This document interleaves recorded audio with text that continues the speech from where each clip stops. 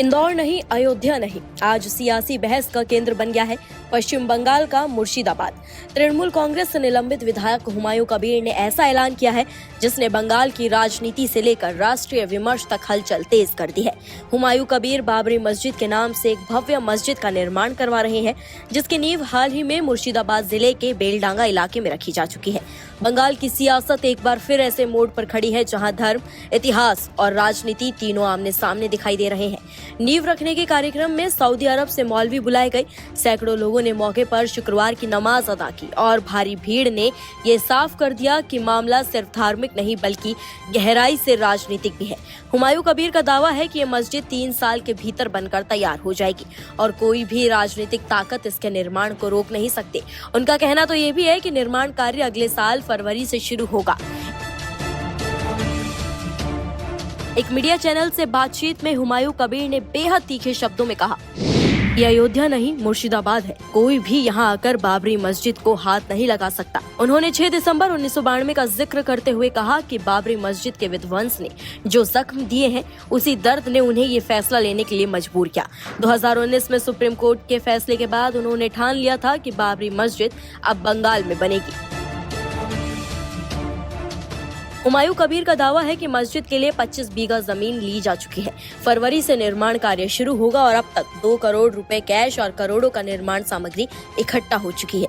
मस्जिद की डिजाइन अयोध्या की बाबरी मस्जिद जैसी ही होगी, लेकिन आकार में ये कहीं ज्यादा बड़ी और भव्य होगी। जहां पहले 65 फीट ऊंचाई थी, वहां अब उससे भी ऊंचा ढांचा बनाने की तैयारी है, जिसमें एक साथ 25,000 लोग नमाज अदा कर सकेंगे। पिछले हफ्ते मुर्शिदाबाद के बेलडांगा इलाके में इसी प्रस्तावित स्थल पर सैकड़ों लोगों ने शुक्रवार की नमाज अदा की।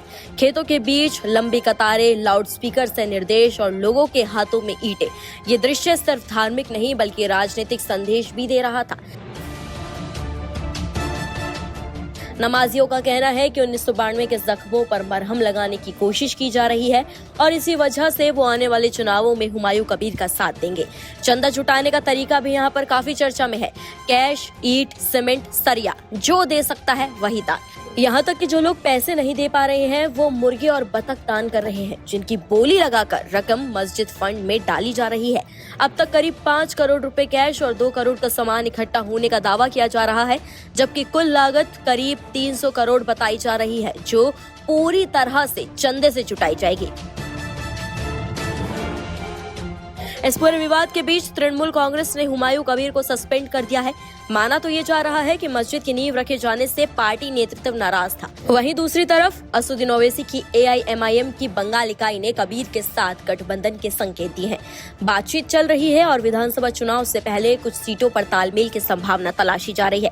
कुल मिलाकर मुर्शिदाबाद में बनने वाली बाबरी मस्जिद अब सिर्फ एक इमारत नहीं रह गई है, ये पहचान, आस्था और सियासी ताकत की प्रतीक बनती जा रही है। सवाल यही है, क्या ये पहले जख्मों पर मरहम बनेगी या बंगाल की राजनीति में एक नई लकीर खींच देगी? सवाल तो ये भी है, क्या ये मस्जिद आस्था का केंद्र बनेगी या आने वाले चुनावों में एक बड़ा राजनीतिक हथियार? जवाब शायद आने वाले चुनाव और वक्त ही देंगे। फिलहाल इस पर आपकी क्या राय है, कमेंट्स में हमें जरूर बताएं।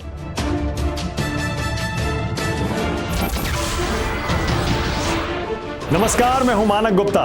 अगर आपको हमारा ये वीडियो पसंद आया हो तो इसे लाइक और शेयर जरूर करें और हाँ, हमें सब्सक्राइब और फॉलो करना ना भूलें ताकि आप देश और दुनिया की कोई खबर मिस ना करें। तो जुड़े रहिए हमारे साथ और देखते रहिए न्यूज़ 24।